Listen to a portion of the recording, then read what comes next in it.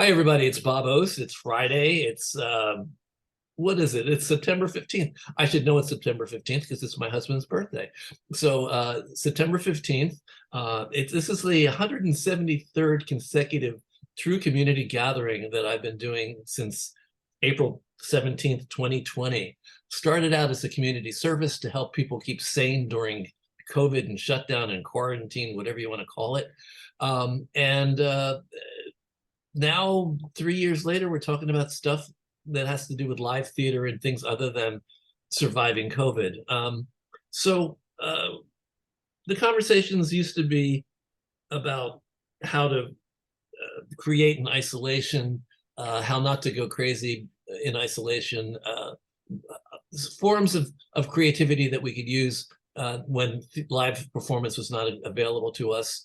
Now we're back to live performance. We're trying our best to be back to live performance, though I will have to say, in all honesty, audiences have not come back to the degree that we need them in order for us to really thrive and survive as an industry. We hope that that's going to change, and we hope that it'll get better.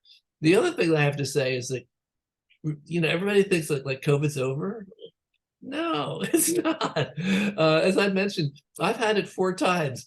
The last time was about 3 or 4 weeks ago, when I first, actually it was, I can tell you what it was. It was July 1st.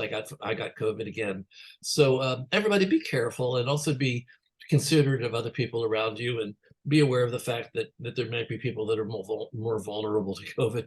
Apparently, I win right now. But in the meantime, we are able to talk about theater as we used to talk about it. We're able to talk about the arts without having to sort of qualify it as being the arts in isolation, the arts in quarantine. And one of the things that actually happened, I want to mention as a result of shutdown, is that I did have to go virtual, and I did have to create a program that was virtual.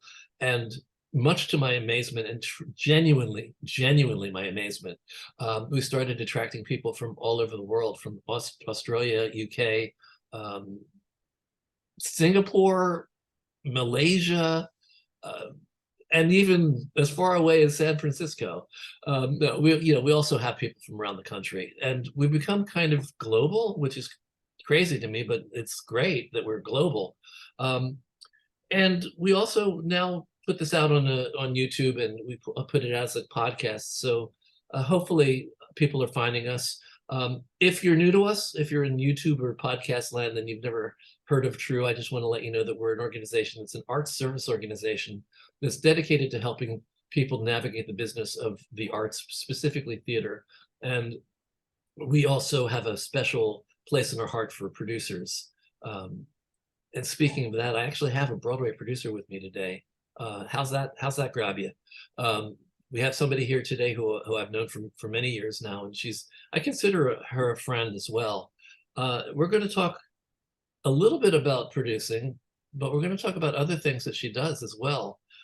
And we're going to actually have people in the room have the opportunity to come in and ask questions, and maybe meet her and talk. And I want to let you know out there in podcast and YouTube land, if you want to be in the room, I can make that happen. All you have to do is email me at trunltd@aol.com, trunltd@aol.com, and I'll invite you every week. So I'm going to bring Jennifer Manocherian right now. We're going to start talking about the many things that she does, the many lives of Jennifer Manocherian. All right. Well, I don't want to start with my cat's better parts. I'm sorry. My cat will weave in and out of this. I have to apologize, but I can't That's stop. okay. Oh my God. So I'll amend this. This is an interview with Jennifer Manocherian and her cat. And her cat. I'm sorry, but it looks like I have something shining in my eyes. I don't know how to fix that. All right. Well, the cat knows that I think of you as having 9 lives, and it's jealous. Okay. So well, there you go. There you go. Okay. Anyway, it was really interesting to hear what everybody are doing, how diverse, well, a lot of it in the same field, but so interesting and exciting. The people are really a lot going on. And yeah, and happy birthday to Gary. Yes, and happy Rosh Hashanah to everybody who celebrates Rosh Hashanah, by the way. Yeah, so, and to you, Bob. Well, thank you. is that weird? You heard about it today? Yes. So for those of you tuning in to YouTube and the podcast, I was telling everybody that I did Ancestry.com. I spent $100 on Ancestry.com to find out that I'm Jewish. It's like, I'm cooking Rosh Hashanah dinner, and now you're telling me I'm Jewish. Okay, okay, right, I got it. They couldn't find anything else of interest about me other than the fact that I'm all Ashkenazi and 100% Jewish.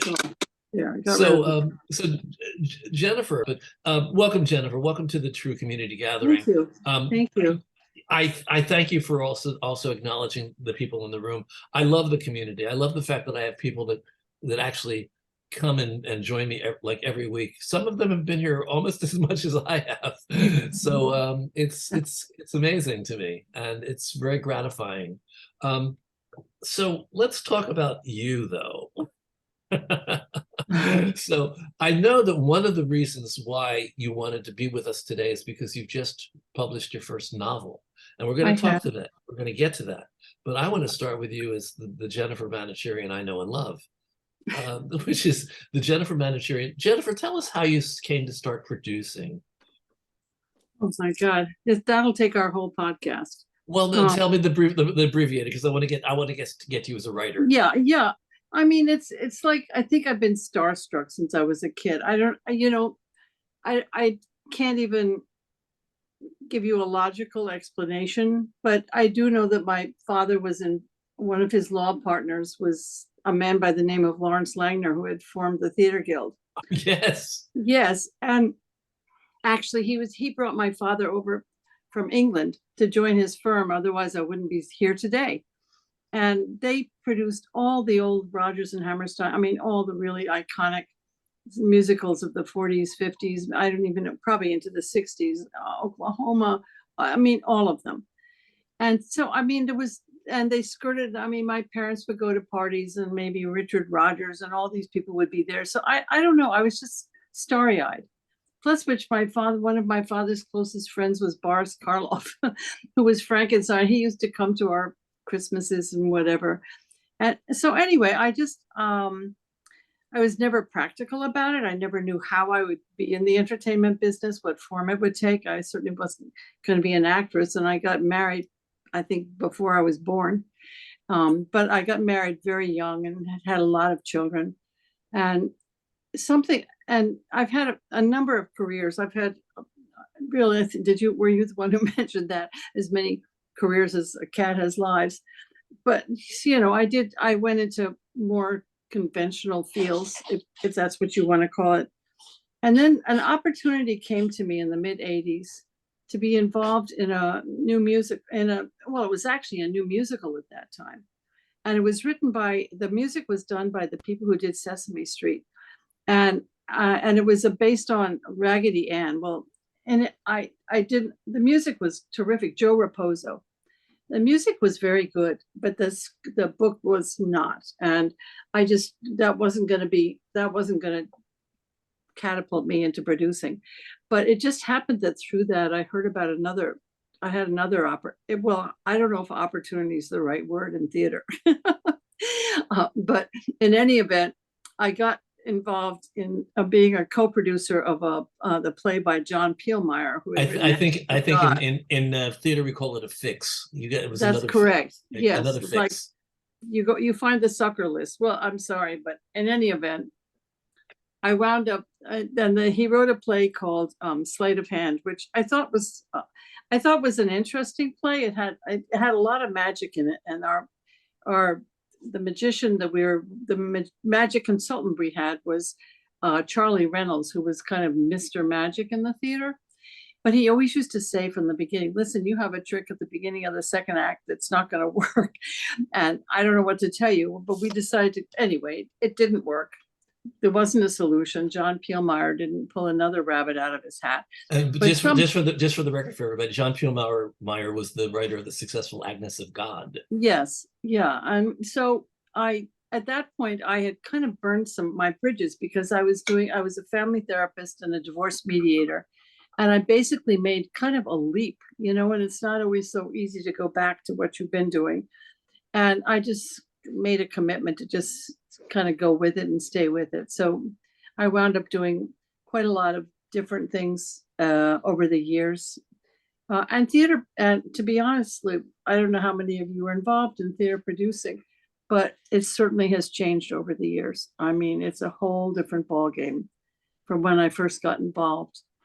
And Can you give us one or two examples of what's changed, what's different? I mean, other than the fact that you now have 40 people over a title.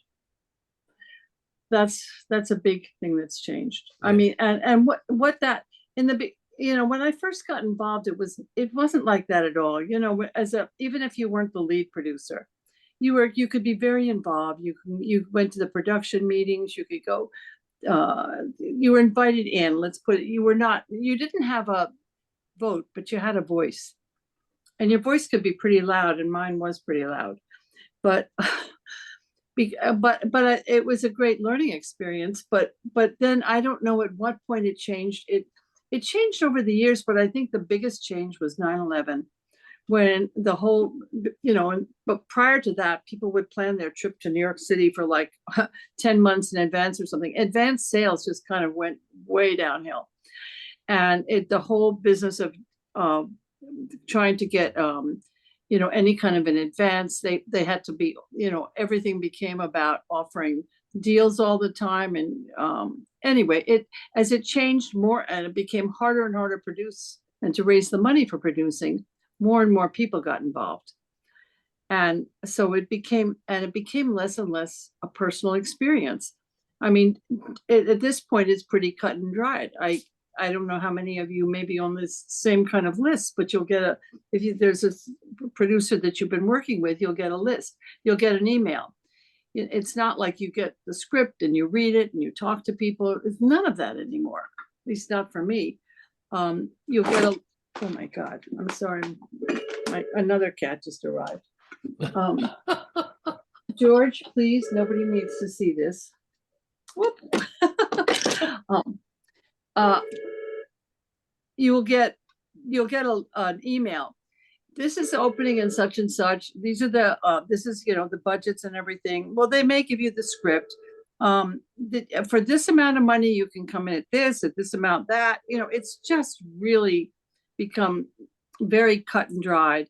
And very often, I mean, the last show I was involved with, it was a show in which, I'm sorry, my phone is ringing. I can't do anything about that.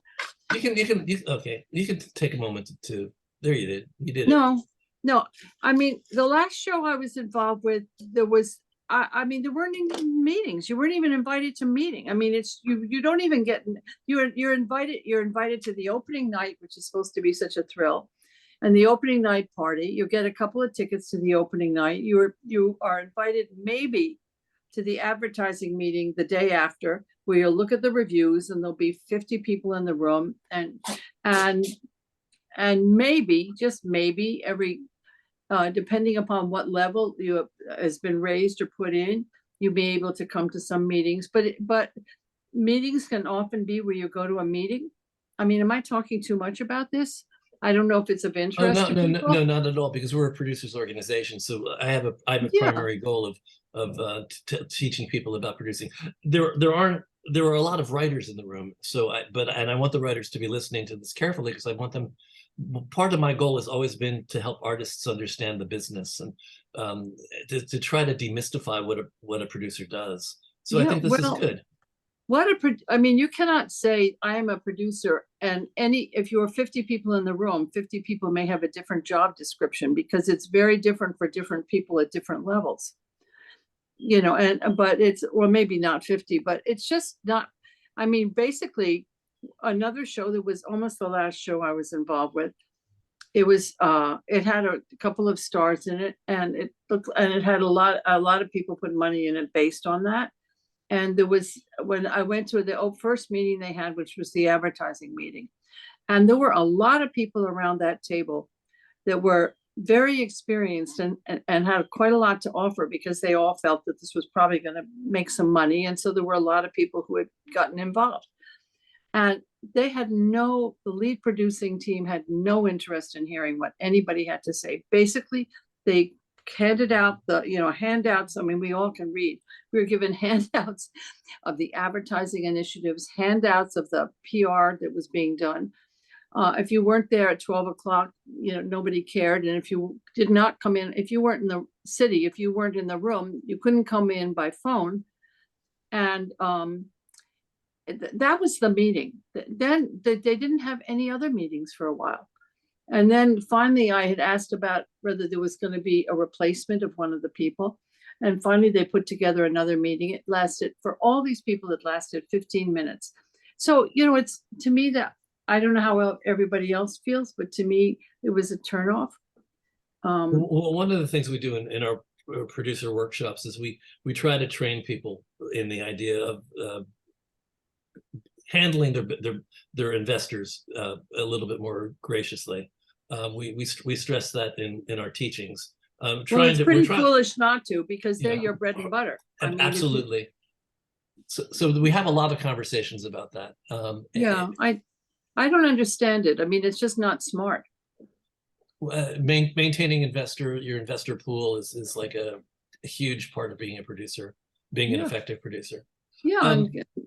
So let me ask you this, because I do want to get to you as a writer. When did you okay, let me ask you two questions. First of all, what was the satisfaction that you were getting out of? There must have been some satisfaction. You've produced at least 30 Broadway shows.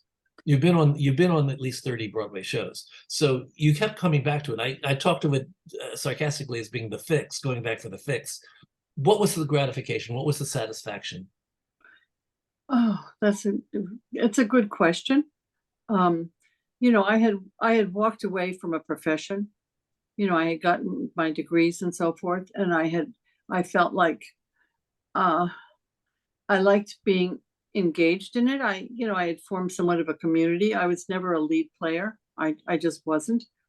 But I had a community of friends. There were some plays that I felt very strongly about, that had the kind of message that I felt was important, that I just loved. For instance, Osage County, I remember you being very proud of that one. Well, I thought, it was an amazing play. I mean, it was great theater. But for example, one of the plays that I listened to the recording still a lot, because the whole thing was sung through, and that's Caroline or Change.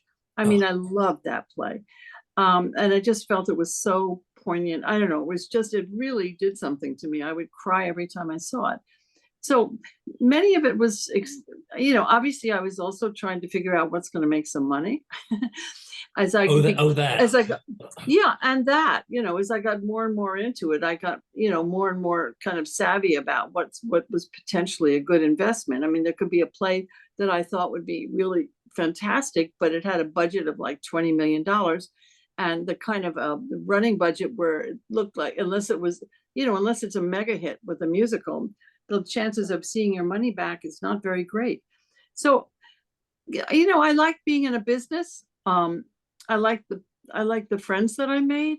I loved the theater, but I don't think I don't think what I have to say is going to speak to what other people's experience was. But for me, my husband has almost no interest in it all. And so, there was a gap between our lives, and it became harder and harder, because when you're in the theater, you've got to be seeing things fairly often. And I just, at some point I felt like it was just, for me, there was a certain amount of conflict. So it was never almost from the beginning, it wasn't the ideal field for me, but I just stuck with it until I eventually became, I've over the years, for a long time, I've always wanted to write, and I've been doing that too. So my creative need was kind of growing as the other thing was kind of waning. I wrote a movie. I have a movie that's still on Amazon Prime called Family Blues that was filmed in the mid-90s. And I was involved in writing and producing that. And it was, it was exhausting, but it was a really great learning experience. And I have a movie now that I've been working. I acquired the rights to the book on which it's based in 2014. It's been it's a very long road for some of these things. And we've just finished filming it, and it's now, we're trying to get into Sundance. We'll see what happens, but we're in post right now. And so, I mean, I love those experiences. And I've also written a bunch of, well, not a bunch of, but several musicals. And, being in a room where the room where it's happening, being in the creative room and seeing, I mean, that to me is, really, really fun. And I love it. And it's kind of gets me operating on a bunch of levels. I have a question for you though. How do you think that in any way, having been spent so many years as a producer, affected you in how you approach writing? And is there anything you learned from producing that you brought to your writing? Wow. Well, I personally think that my writing is probably a culmination of everything I've done in my life. It's my understanding of people, having been a family therapist. It's learning about the structure, the kind of character arcs and plot arcs and everything else. I mean, there's certainly, the mediums are very different, and how you approach it as a writer is very different. But at the same time, there's a certain cross-pollination of skills and what you do that I'm sorry, again, I can't keep apologizing for my cat. It's Yumi and the cat today. It's fine. Yes, everybody, that's the convention. She just doesn't. Oh my God. All right, now she just knocked this over. Okay. I think people will find this amusing, so don't worry.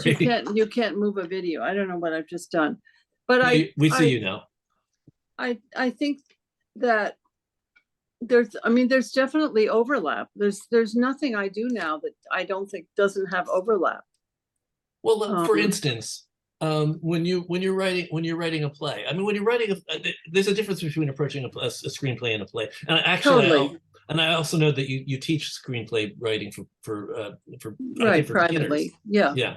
Do you ever think when you're writing, oh my God, this is going to be so hard to produce?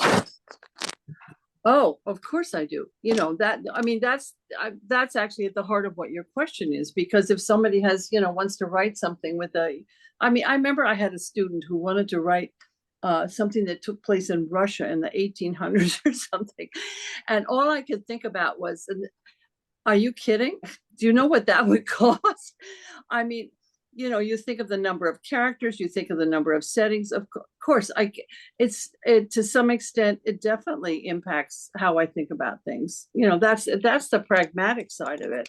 But my producer head is, when it comes to anything, if I'm doing a musical or something, is definitely part of the equation.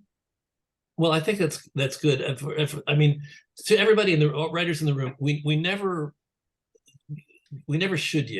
tell you that you should be aware of costs of things when you're writing. And I've had like Paulette Halp, formerly of the O'Neill, she once lectured me on this and said you have to let people write what they want to write.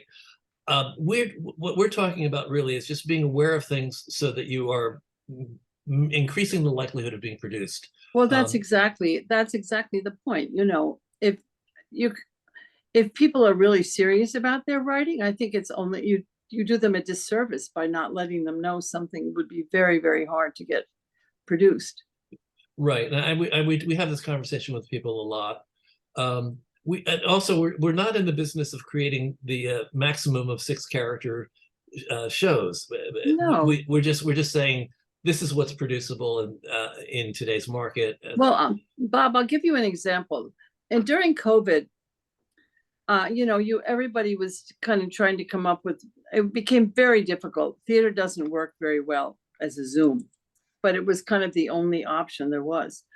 And so, having seen a couple of these and not really liking what I saw, I decided to write a play that would be kind of geared to Zoom. I had 2 people living in 2 separate apartments and kind of re-examining their past relationship. I'm not saying that it was any good. Cockroaches in Cologne? No, that's a whole other story. Oh, that okay. we actually we filmed during COVID. I mean, but that was a short musical that could only be done with 2 people living together, because you couldn't have 2 people in a room who might kiss or touch or anything else. and it was all filmed with just like the DP and his technician or the director and his assistant there with masks. I mean, that was totally geared to what was producible and filmable. And so what was and what was the two character that it was, I haven't done anything with it. I don't know that I will, but I've adapted it because it certainly could be opened up as a play and doesn't have to be done that way. But it was a writing exercise for me. I mean, with Zoom, I had always had, from I don't know how many years, from the early 90s, had an office in the city. And my office closed down, like everybody else's. And I had extra time that I'd been commuting for so many years. I mean, I had the gift of time. I mean, I don't want to be facetious about it. And actually, I never got COVID. I heard you're the COVID poster boy. I got it for everybody. But well, you got it for me because my husband has a theory. Okay. His theory is you come home from seeing anybody, you wash your hands and you take a little swig of vodka just to gargle. I had this for probably 6 months. I mean, I almost never even remember, but I don't know if it's helped, but it's what we do.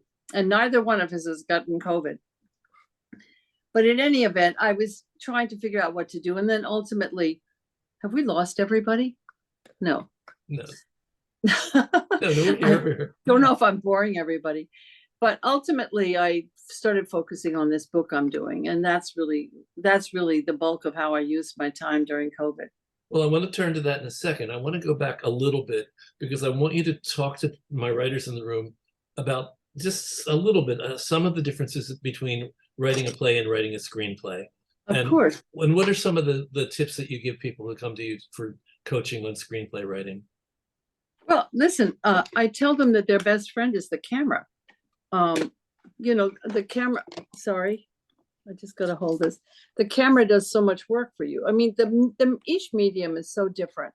And in fact, I had a launch party yesterday and people were asking questions like this. And so, I mean, it's a good question and it's, and in a novel, I don't have to worry about the economy of how many words. I mean, I have the same challenge of making sure that whatever is said in a scene has a reason for being there. And it's not just, talk for the sake of talk. I mean, nothing is gratuitous in any form, but in a play or in a movie, it's the movie dialogue is very different from real life dialogue. It's much more sparse. Every word has to be chosen. Scenes are short. And if you watch, it's like when you watch a movie or something, you see how quickly the scenes go. And on a page, they're usually 2, 3, or 4 pages for a scene. And I mean, you can have a half-page scene. I have to ask you something. Since it's a major character in today's conversation, what is your cat's name? Well, I have 2 cats. Okay. Oh my God. Who are our co-stars? Your major co-star, his name is Shay Tooney. I call him Shay because my husband's Iranian and Shay Tooney means naughty. I should really have called him pain in the what. Yeah. Because he drives me nuts when I'm trying to write. But my other cat is George, and he's much more mellow. Tooney and George. Shay Tooney. Shay Tooney and George. Okay. Right. So we're all getting to know Tooney and George today. I'm sorry. I should not put him in. I should take him outside the room, but I can't right now because my dogs are around. Okay. It's fine. It's amusing. And in novel writing, when you choose to say something in dialogue, it's so different. I mean, it has to, going back to just screenwriting, your description of where you are, the camera. I mean, if you want to show somebody who's very upset, they don't have to tell you they're upset. You can see it in kind of their look. There's a movie that I often would suggest when I used to do teaching more to groups. I would suggest they watch a movie called The Confirmation with Clive Owens, because I feel like it's such a good movie to tell you there isn't a gratuitous moment in that movie. You could never have any character who's in anything that's introduced has to have a reason. It has to have a button. But that movie starts out with, you hear without, as the credits are running, you hear the sound of a car engine that isn't starting. So already you know somebody's got a problem. And then you come to the car and it's Clive Owen and he hasn't shaved and he's sitting in this beat up truck in this kind of little dumpy town. Look how much happens in the course, just through the use of the camera and what you're seeing that doesn't have to be explained. And then he goes to see his former wife, and he's supposed to pick up his kid for the weekend. And she says to him, in effect, you screw up this weekend, you're not going to see him again for a long time. We have the history of their marriage in a sentence. So you have, how you fit in backstory, how you create characters. There's so many ways you can do it other than having to, in a narrative, in a film. Well, your narrative is in the, the description of where you are and everything, but it's just so different in that sense. Whereas in a novel, you have to do a lot of that work by describing it. To me, dialogue's easy. I mean, I find it easy to write scenes, and character development, well, maybe because of my background as a therapist, and maybe because I have a huge family and children and grandchildren, I have a certain amount of lessons in life, shall we say, that I feel like helps me with the developing character. Because to me, and in fact, with all my students, if they don't know their character, if they don't know everything that comes out of their character's mouth, if they don't know how they dress, where they wear, what they read, if you don't know your character intimately, it's very hard to write authentically. And I look for authenticity all the time. And in fact, with my little book, which we will get to, I've gotten, to this, so far, I've gotten a lot of praise for both the character development, because I just feel like that could be, you can be working on something for months before you even start writing, because it's all in your head. I'd be in my car driving and thinking about these people, and I'd be going to bed at night and kind of trying to understand them and what they would have done in these circumstances. So to me, a lot of my work is done almost before I start typing. I have another question before we move to the novel. We're going to get to the novel, but we have time to do this. Mary Harry. I saw the reading of Mary Harry at York, I think, York Theater.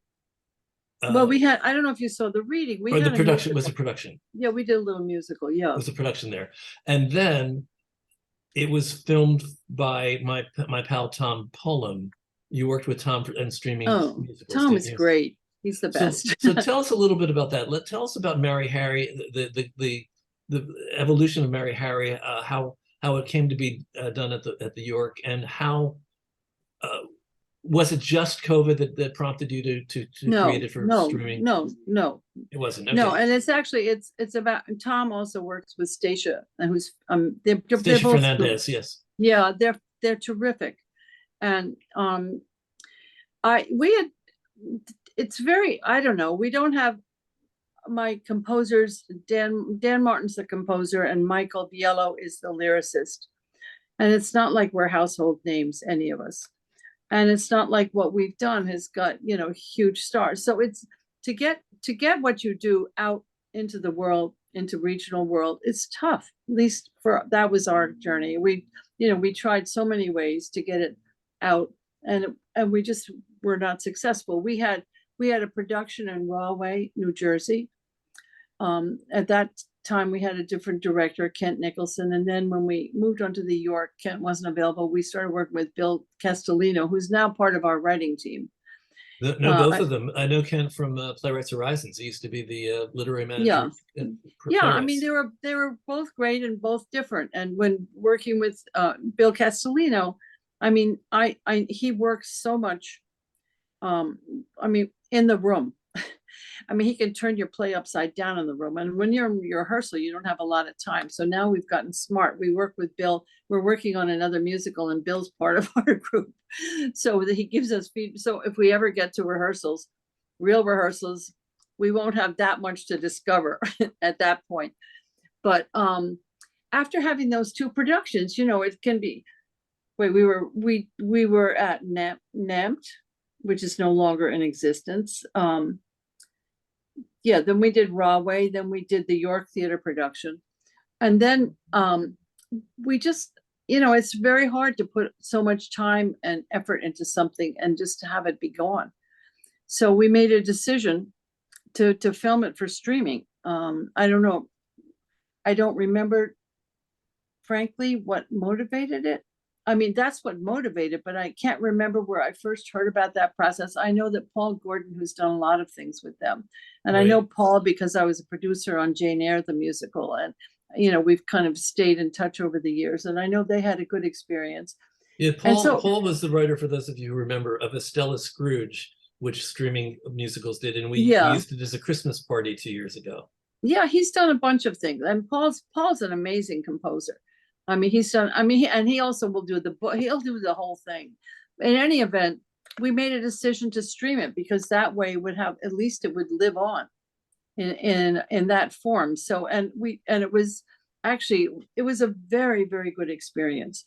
I mean, Tom and Stacia are like an A team as far as I'm concerned when it comes to producing something like that.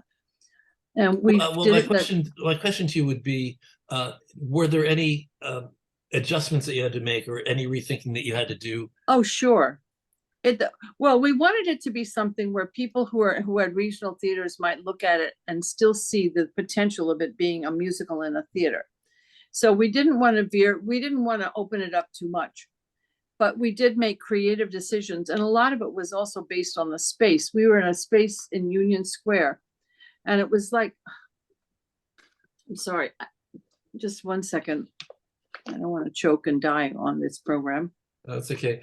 You have the cats. I've got my virtual background sneaking up and trying to devour me. It's because I've got sunlight streaming in my window. This only happens this time of year. Oh, that's funny. Well, in any event, we really altered the beginning in particular. We tried to show that we were filming it. In other words, we had kind of a behind the scenes type of opening to it. That was, the book would be very similar, but there were changes in terms of how we filmed it. And we did it in one large room, but it had windows open onto a balcony. And oh my God, these poor actors, they were freezing. In December, we had them out on the balcony. It was quite an experience, but it wasn't a movie. It's not a movie like you open up a movie, and it was done as a hybrid. Okay. So those of you who don't know, Tom Pullum has a company called streamingmusicals.com. Those of you who haven't gone there, you should check out streamingmusicals.com and see some of the product that they have on there. It is something. I think he's mainly on Facebook right now. I don't know. I mean, it's hard to find streaming. I mean, it's better. I think he's on Facebook for sure. I usually can go to streamingmusicals.com. If it's not, I have to take all of that stuff out of my newsletter because I've been sending people to that page for like 2 years. So at some point I'm going to bring Tom on. Some of you have met him before, but we can talk about streaming musicals and the opportunities it offers you for the development of your show. So let's move on to Jennifer Manocherian Novelist. What you don't want to talk about. No, I wanted to save it for last. I just wanted to save it for the end. All right. So you had many careers. You were a mediator. You were a mediator. You were all this other stuff. And when it became a producer, became a writer, became a screenwriter. And now, what brought you to the next step? What got you into Alpha Bette? What brought you to Alpha Bette City? Well, would you say I have ADD?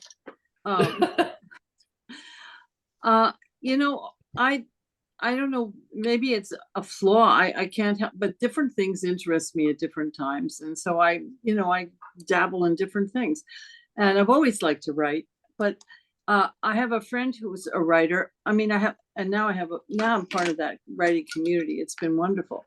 But somebody I've known for many years was leading a book group, a local book group. And she said to me, well, why don't you come and see if you can write fiction? Or maybe I asked her, but I thought in my life, it never occurred to me that I could write short story even. I just didn't think I could write in that form at all. And once I started doing it, I enjoyed doing it a lot, but I did it for years before it even occurred to me that I could write 290 pages or something. I mean, I honestly, it was just beyond my wildest dreams that I would be able to do it. And now actually I'm working on my second book, which is going to be a big challenge for me because it's based on a main character. The book that I have now has like 7 different points of view. And it's actually, there's an 8th point of view that's a medium, but who has just a couple of chapters. But you know, I had different personalities, and in a way, I think it made it awfully hard to find the organic ways to link everybody together. But by the same token, it wasn't all kind of driven by filling out the life of one person for all those pages.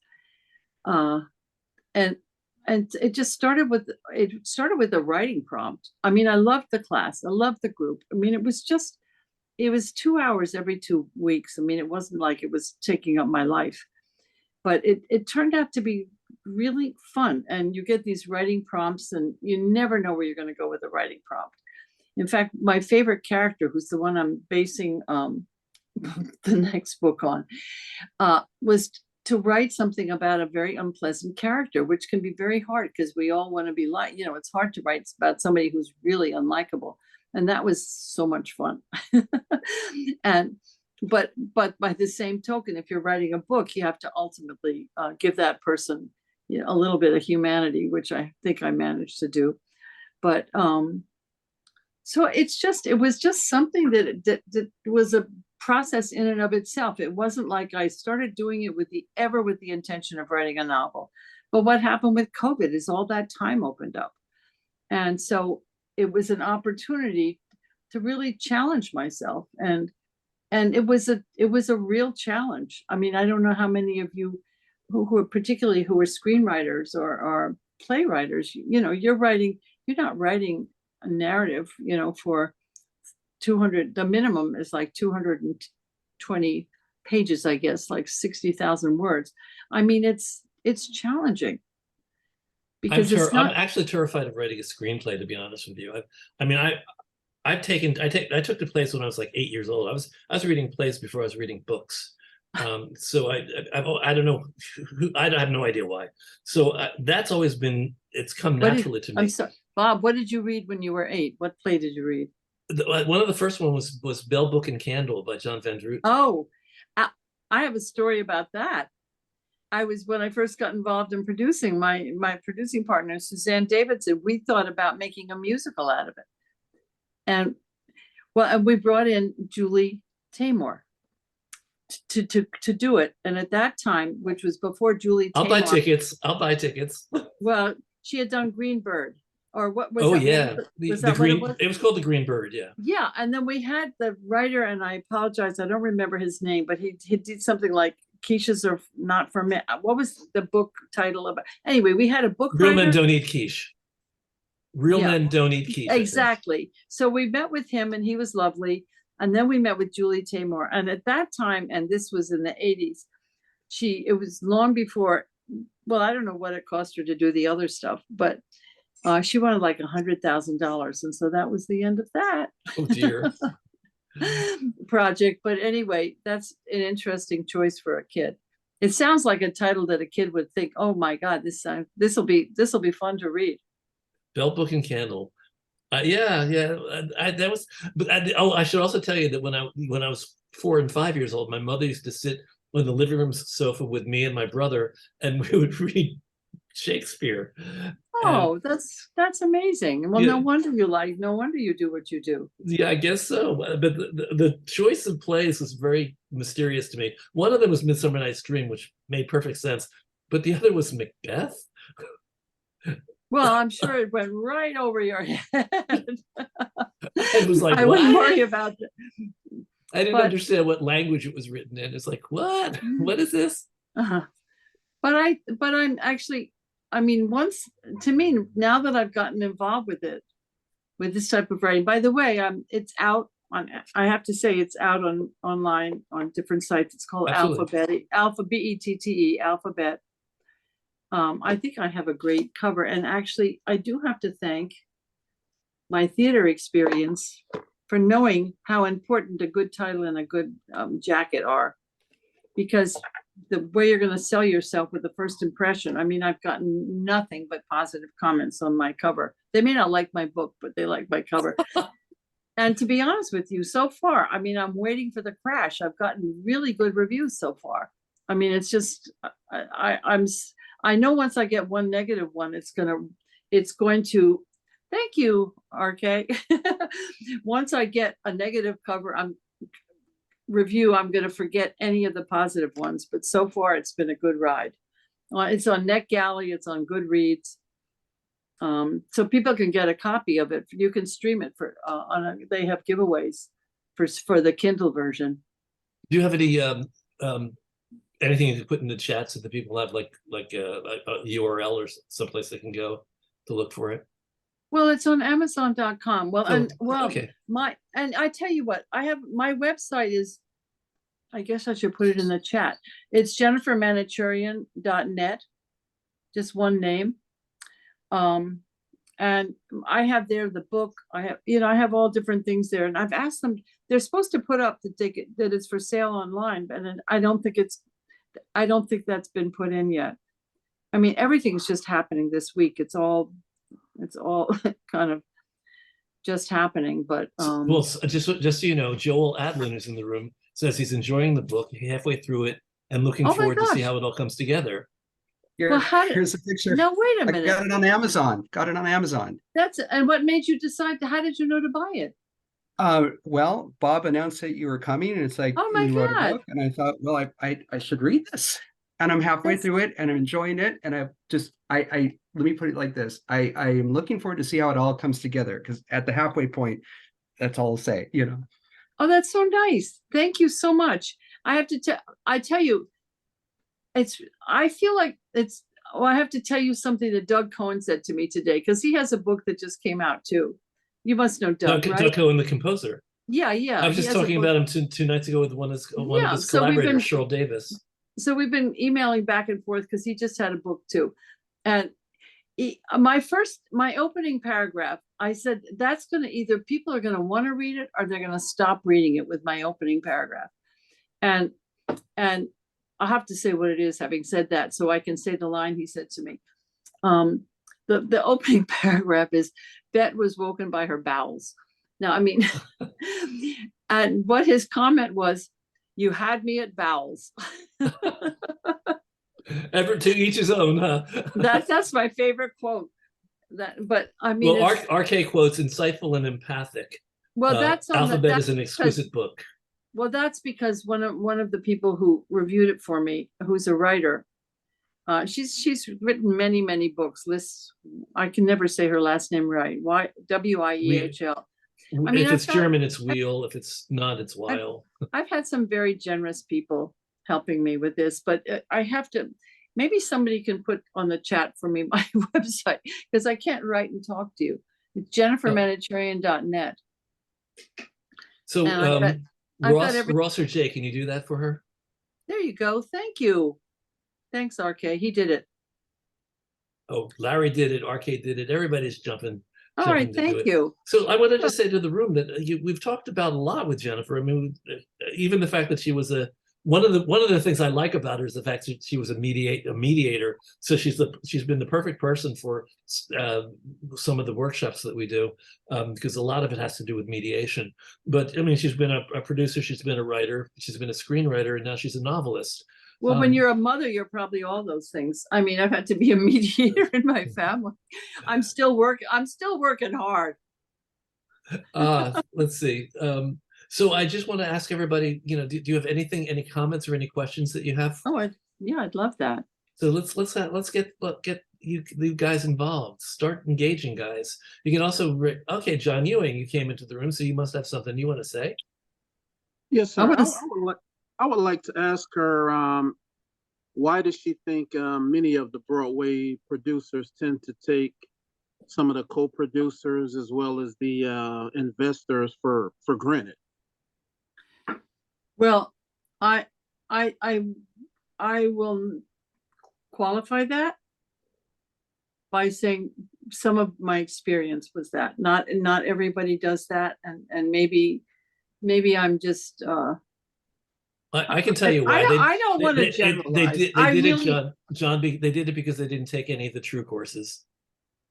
They would know better. They would know better. No, but I feel like unless because part of it's because the reality is that when you do literally have 30 to 40 people above the title.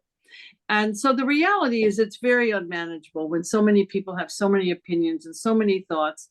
And so I think it was probably realistically, it became very difficult for them to deal with such large numbers and so many people with opinions and very unwieldy. So I don't want to overgeneralize it. And I'm sure that there are people who will have different experiences, and I hope so.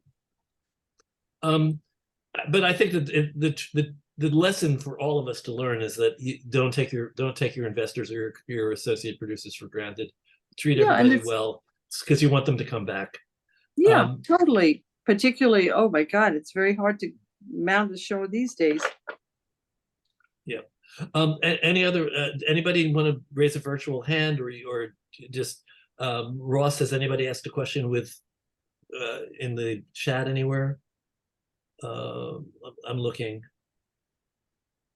Ross, are you there? Let's hear the voice of God, Ross. Yeah, I'm here. There was a question earlier about a musical written about dementia that's playing. I just put in the chat. No, that wasn't for Jennifer. That was for was for Eric Sirota. That was somebody wanted to know. So whoever asked it. I hope they weren't thinking that I had dementia. No, I don't think so. Not likely. No other questions. Incipient. It's coming. No. I'm joking. Never. God, in my family we don't have. It's not something I stay awake worrying about. Another message. Crystal Adams wants to know if you're still producing, which. Well, I produced a film. I'm in the middle of producing a film, and it's been a real learning curve. It's so interesting. I have a co-producer who's kind of the rock and the main person here, but it's a whole different field, and it's really interesting, and we're in the process of finding sales agents. And anyway, am I still producing theater at the moment? No, I don't know when. The last thing I did was before COVID, and I get inquiries about shows, and I never say never.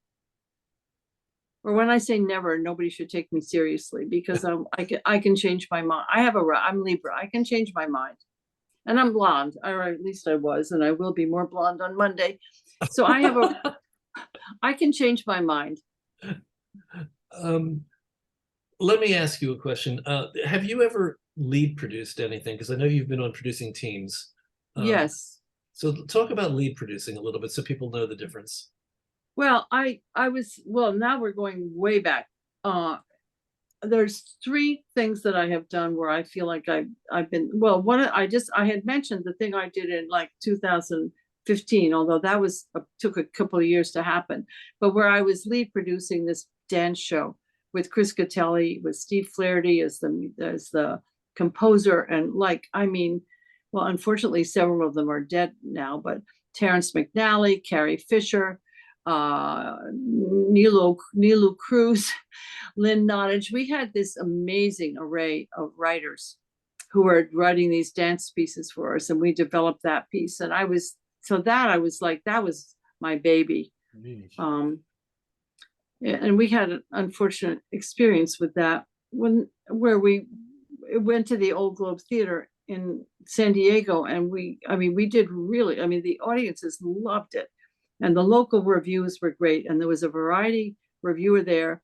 It's like a stringer who, I don't even think that's what he did for a living, who had questioned, who didn't like it, and I think that was based on the way it was initially promoted, and that made it really hard to come to New York and to open. I was a lead producer on a show really a long, like in the 1980s, called Palace of Amateurs, that was, it had Laura Dern, Kyle MacLachlan, Christine Nielsen. We had a pretty amazing cast. Meanwhile, just so you know, Don Loftus is putting the playbill covers of all the shows that you've been on. Oh my word!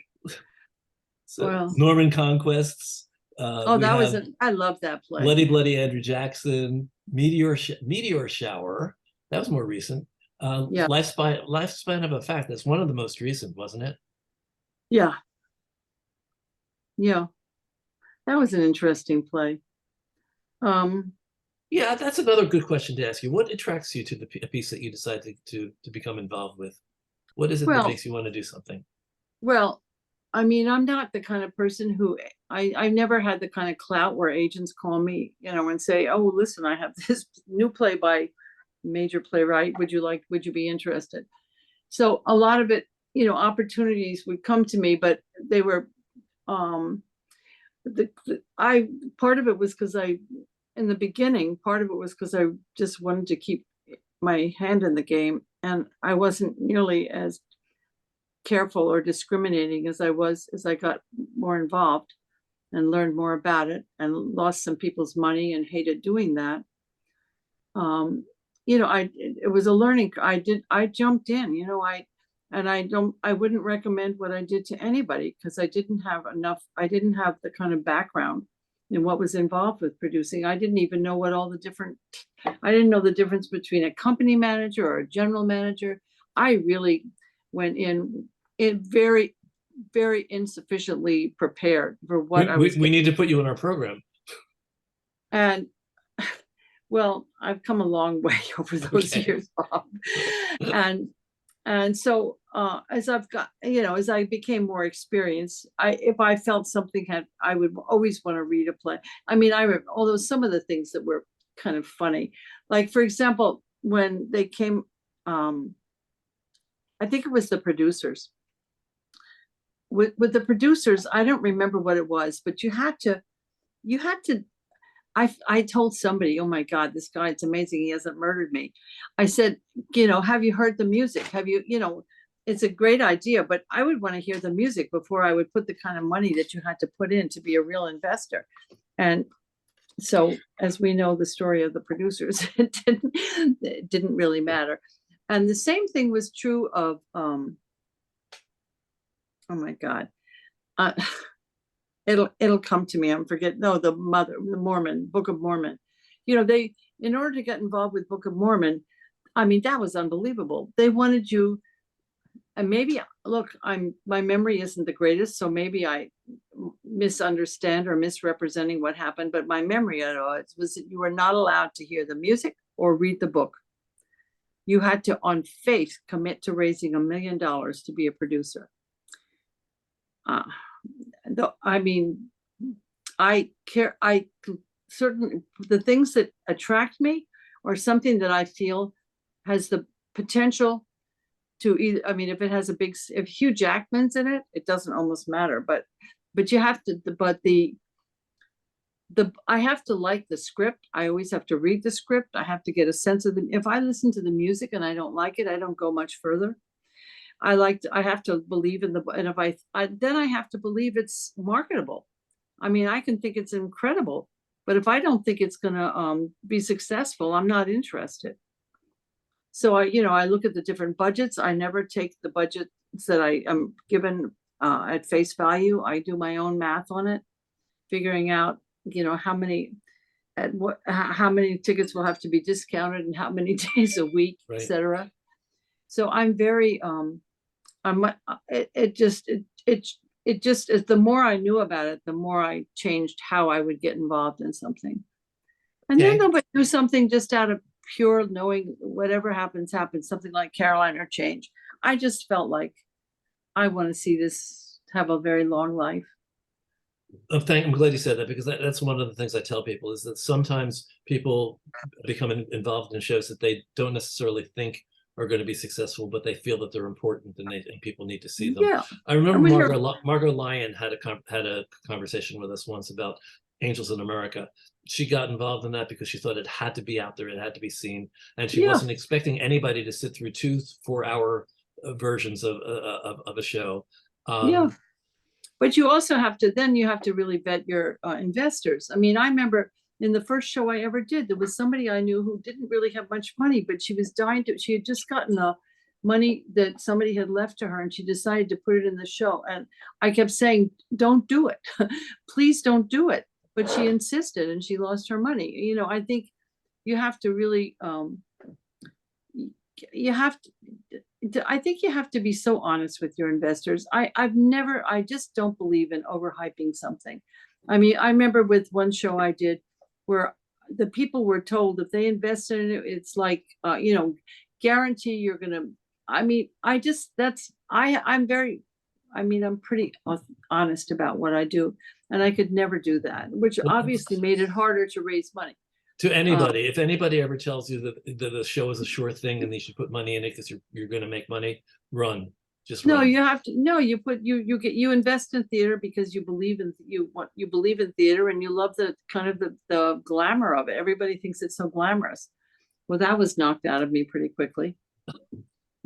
But others still find it glamorous. A lot of investors still find it. Yeah, sure. I've got two questions for you. One, Susan Crawford, do you want to ask your question?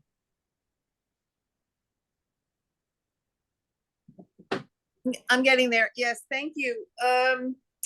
Speaking of glamour, I thought throughout on your tiny piece of your picture on my iPad that you have a more than passing resemblance to Angela Lansbury. So I don't know about in person. It's my jowls. It's my jowls. If I had a facelift, I would look. I need an. Now you're frozen. Everybody's frozen. No, you're frozen. That's all No. I used, Susan. Okay. So did you have a question? Yes, here's my question. There's a lot of push now to get writers to produce their own work, either through the festivals that now exist, with which I wasn't very familiar, but suddenly I had 2 shows in the past year in a festival, 2 different festivals. And it basically leaves everything to the playwright to make it all happen. Can I just say, nobody's pushing writers to produce their own work. People are simply suggesting that if you're not getting produced otherwise, you can create your own opportunities. It should be a being last encouraged resort. to do it. Let's put it that way. Well, And it's a last resort. Okay. So I'm just curious about, you know, the outreach to producers. You know, they were told things like they don't read scripts. They, you know, they want to come to readings, but putting together a reading is very expensive. So then we're encouraged to get it on somewhere so that they'll come. But then if they don't come, then what happens next? Well, it's very hard if you don't have a track record, if people don't know you, to get read or to get produced. In terms of producing, I mean, when I was at NAMT, am I saying it right, Bob? NAMT, yeah, National Alliance of Musical Theaters. I mean, well, there used to be the National Alliance of Musical Theaters. What was the other one? NYMF. NYMF is the one. NYMF is the one that's closed now. Yeah, it's NYMF. That's what I meant. Well, NYMF, I mean, it's they're 2 different things, and I said it wrong. I mean, we had to produce it ourselves. Now I know if I didn't know how to produce, my God, I don't know how you could put on something and do the producing too. And it was the most unbelievably challenging. I mean, you had to strike your whole set and costumes, everything. You had like half an hour. So that meant everything had to fit into a trunk and be put. I mean, it was a very challenging thing. I mean, how do you get your work out there? I don't know. I mean, all I would suggest to you is if you've written plays and you put together, even if it's just readings of people you know sitting in a room and hearing it, and just keep, you know, working on it until somebody, you know, until you feel it's ready. You get some kind of interest in somebody who wants to help you get it out there. Okay, and I just want to amend something, or because I have a different point of view. Susan, what I was saying is that nobody's forcing anybody to self-produce, but I've always felt, and I'm a writer who self-produces. Oh, so much freezing. What? No, we're not freezing. It's your internet. I'm sorry, you're frozen again. To everybody else, and maybe Susan, if she can hear me, I just say that self-producing is just part, to me, it's part of the business. It's part of being a writer in theater these days. If you're not having anything else happen, you've got to get your career started somehow. So if you can self-produce, if you can find somebody to help you, even better. And if you can find somebody to do it for you, then that's even better. But knowing how to self-produce is I think is essential today. And that's why that's my point. That's my point of view. well, and you have to have the means to do it. Yeah. Well, yeah, there is that. There's the money aspect of it too. We have John Ewing, but Don Loftus had said something. Let's see if I can find it. Ross, can you find Don's question? Oh, he wanted to know, have you ever produced outside of New York City, London, or regional theater? Yes. Well, I had it was an opportunity. Oh, here we go. I'm sorry. Kitty, please. I was involved with a musical, The Umbrellas of Cherbourg, which was produced in London. And I worked with Harriet Levy and a couple of other people I know. And Harriet had brought it to me, and we had an opportunity. Thank you, Catastrophe. Sorry. We had an opportunity to get involved in that musical for very little money, and it gave us the rights to bring it to New York if it were successful and it had a transfer. So it was a very attractive proposition to us. And I'll just tell you a little bit as quickly as I can. They supposedly had, there were several of us who were going to go in together. And I had gone to London to hear their last rehearsal before they went regionally. They did it regionally first, but they were coming to the West End. And at that reading that I had gone to, the rehearsal, it was it really went well. They had a woman who's a cabaret singer called Meow Meow, and she kind of had a through line throughout it, and they found ways to weave her and to use her creatively. And it was really, it was quite enchanting. And I said yes for our group. And the people sitting there also were the people who were the rights people for the estate of one of the authors of it.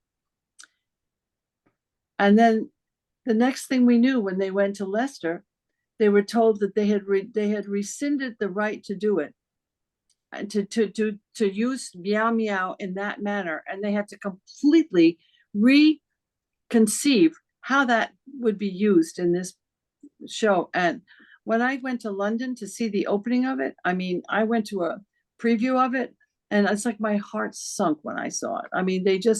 It just was anyway, never came to New York. That was my experience. Okay. But when people who have the rights to something, the estate rights, you better be damn sure that those rights are secure and you can do something. Because if they don't, I don't know how that happened, that got changed, but it completely changed the piece itself. So Don, that doesn't really tell you whether it's any harder or easier. It's much less expensive. It is much less expensive. Much. John Ewing, we'll take a question from John and maybe one other I see here, and then we're gonna have to wind up. Jennifer, I wanted to ask, in your opinion, could you foresee film studios producing directly on Broadway through producers? And I think I personally do. And I think the first generation of that is the major independent A24 that's purchased the Cherry Lane off-Broadway theater about 6 months ago. I think that's something that's going to happen based on how expensive a lot of the shows are getting. And I just wanted to get your thoughts on that, please. Can you, well, That's interesting. I didn't know they had purchased it.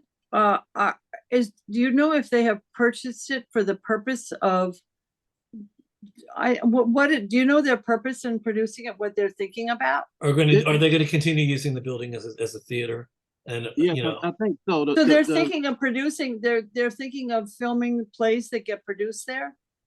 I don't think they're going to film plays, but I think that's their foray into, producing on Broadway, is probably developing projects there.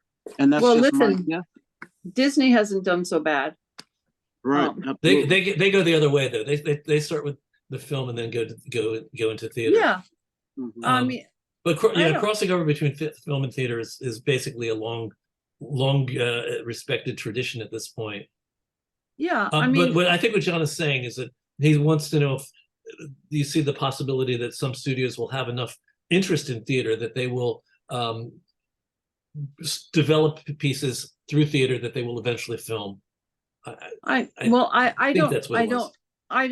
have an inside. I don't know. I mean, it's possible. I mean, something like Doubt came from a play. I mean, there are things that come from a play to theater. I mean, to film. I don't know. It's very possible.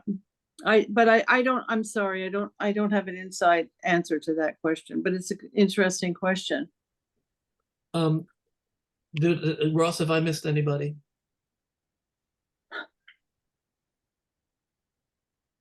I don't think so. Let me check though. Elizabeth Copeland just happened to have mentioned it.